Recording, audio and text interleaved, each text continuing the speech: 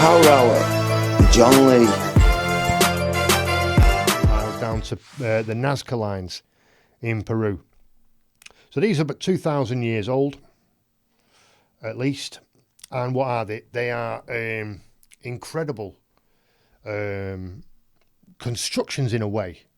They were built, they were designed, they were engineered, and the lines that travel through the sand and are still there. They've been there for thousands of years. And there are loads of theories about, obviously all aspects of it, all elements of it, who did it, why and how. But you can look at the straight lines that travel for kilometres and they don't deviate. There's no deviation at all in the width. They're perfectly straight. And so you see explanations where they pick up the black stones and move them and that leaves like a whiter sand visible. Yeah, but that doesn't explain how they're perfectly done. You'd be picking up stones all over the place. You'd look behind you and the line would be like that because you're just picking up stones and throwing them to the side. That's not a reliable way of drawing a long line in the sand. That's ridiculous. And then when you look back, you can't even see the line. See a few metres of it maybe, but not all the way back. Just from your vantage point, you can't see the line. Maybe you could put somebody with a flag 200 metres away. Or maybe you need everybody, a person every 2 or 3 metres with a flag so you could look down and see that it's straight. But is that a reliable way of doing it? I don't think so.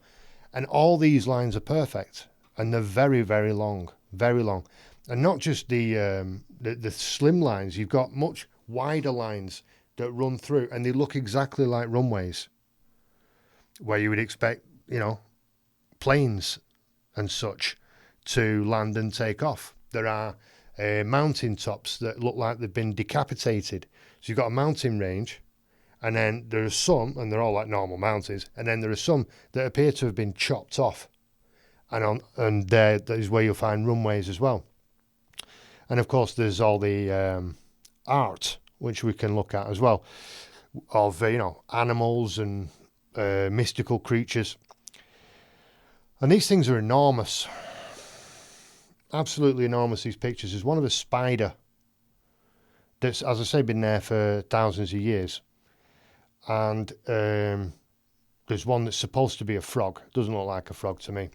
And all kinds of other mystical creatures in there, in the sands and on the flat sands and on the mountains that have been drawn as well. But that's a different kettle of fish because the ones on the mountain can be seen from the ground and they came later. The original ones cannot be seen from the ground. You walk across them all day and not know they're there. Again, you have to go into the sky to see them. So people are flying drones around now, or they hire planes. You have to go and hire a plane so that you can fly above and look at these drawings and these lines. But what they're not told too frequently on that tour that you pay for is that you're seeing less than 1%. Of what is there to be seen, what it actually exists, because these things cover vast territories. And what else is interesting about them? Oh yeah, the skulls.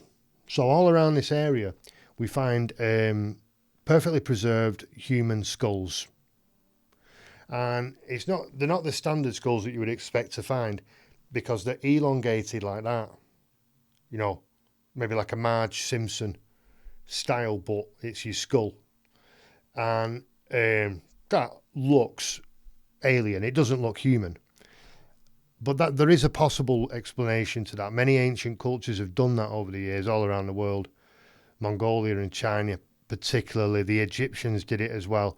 And it's where they break the skull of the baby and then wrap like some kind of cloth round it very, very tight so that the head grows that way and allegedly gives room for the brain to grow into and makes them infinitely more intelligent. All right, that's interesting theory. And they also often drill a hole, allowing energies or whatever to come from the heavens into their mind. I'm not sure if that works. Sounds a bit extreme to me, all that. So I'm not saying that's proof of anything, but it's interesting that all these different things happen in the same area. And it's a main focal point for El Nino as well, which is a meteorological phenomenon of hot energy moving through the sea, causing massive storms and rainfall. And this is in a very difficult place to do anything, including having a picnic. Because if you go there for a picnic, you will bake. It's extremely hot. So the idea of ancient peoples choosing that place and going there to draw massive pictures in the sand in baking heat, and you would have to be so intricate and even if it was possible to do, the attention to detail and the hours and hours and hours in the baking sun for days and weeks and months and years, and you'd spend your whole life doing that, and then you'd never be able to see it. And again, this raises the question, why would anybody do that? Why would anybody invest all that energy into doing something that you can't see? And this is why I say it, because the typical reference will be, oh, well, the cathedrals, the medieval cathedrals, European people spent many generations working on these cathedrals. Yeah, but you can see that. I mean, even if you don't see the completed version, you're actually working on it and you can physically stand back and look at it. You don't need to fly over it to see it. So it's a completely different thing and in a completely different time period. So thanks to a woman called Maria Reich, a fantastic German lady that went out there and lived in this little hut in Nazca, and she fought to protect the Nazca Lines from all kinds of people, smugglers and people who just generally wanted to desecrate the land.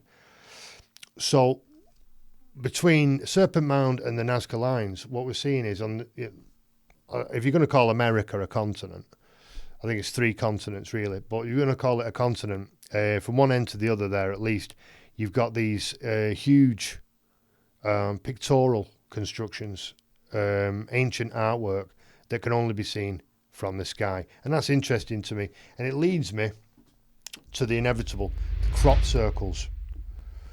Now, you start talking about crop circles, if you're interested in crop circles at all, you'll be inevitably called a conspiracy theorist. Or, as I saw the other day, a crop circle theorist. So if you see this crop circle and say, that's incredible, that's interesting, I'm intrigued, you're a crop circle theorist. You know, just put the word theorist on there to connect it back to conspiracy theorists so it's an insult. No, I'm just a person who's interested. I think that's fascinating and I'd like to know more. Conspiracy theorist. And where do we find these things anyway? We find them worldwide, and they're not new. Evidence of crop circles goes back, at least in literature, which is our only record really, hundreds of years. So these things have been appearing for hundreds of years. And that's why, you know, there's this famous story about the 2 English guys who admitted to going out doing it. Well, fair enough. I'm not saying they didn't do it, but they didn't do it for hundreds of years, did they?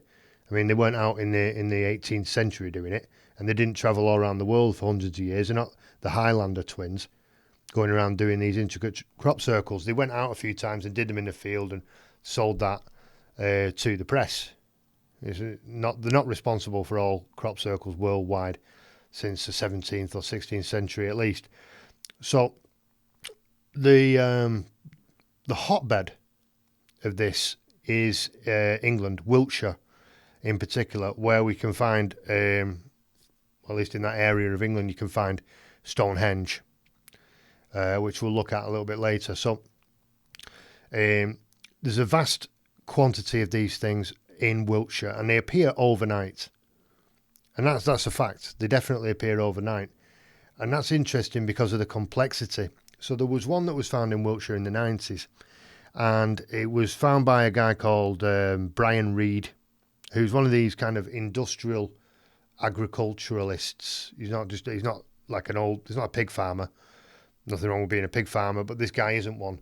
He's got vast land and he has tractors that cost millions. I think there's a good couple of £1 million for one of them tractors. And he was out one day in the morning, as farmers do, and he found this crop circle, which was 1,500 feet long and wide. That's big. It's big and it's intricate, and the design of it is incredible. If people did that, then they were very intelligent, very talented, at least, people, with a strong desire to go out in a field at night and do this in the dark before the farmer gets out of bed. And if you know anything about farmers, they will shoot you. Believe cattle rustling is a real thing. Those any cow will cost you thousands of pounds, and people do steal those animals. You go wandering about at night in the countryside, going into people's fields without permission. I don't care what you're doing, tossing around with a plank of wood. You can get shot, you know, and they're doing it without torches. They must have had torches. Even if you're doing it with a torch, your visibility is going to be terrible. And then you're using torches, so the farmer looks out his window and sees torches in the field. You're going to shoot you, you know. So he goes down there, very serious guy, and confirms that this was not there yesterday. So in whatever way, if people did that, they did it at night with torches, and that's an incredible feat, and it's perfect. It's absolutely perfect. Now, just to get into a bit more the spooky side of this, in that area it's a hotbed for UFO sightings. And you can say, well, John, it's close to Stonehenge. It's where these crop circles have been appearing. Maybe this is a local hobby, and people in that area are obsessed with UFOs, or people from all over Britain go there, and the UFO conspiracy theorists, tinfoil hat type people, and these are the people who are seeing all these UFOs. All right, fair enough. But it's true that it is a hotbed for UFO sightings and ancient mysteries and crop circles all in this area.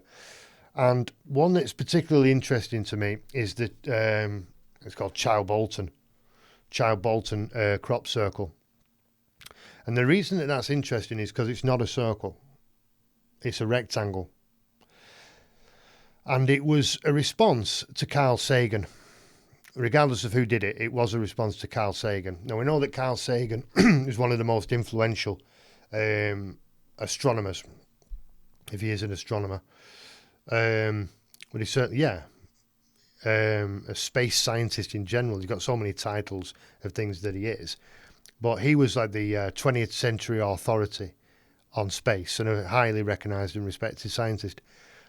And he created a code, kind of pictorial more than anything else, that would describe the human race and the human condition and the planet, and send that into space. And that's what he did. He sent this into space so that any intelligent life form who found that could read these codes on these kind of plaques, almost digital plaques, and would be able to decipher, well, this is the shape of a man, this is the shape of a woman, these are some building blocks, etc. And he spent a long time figuring this out.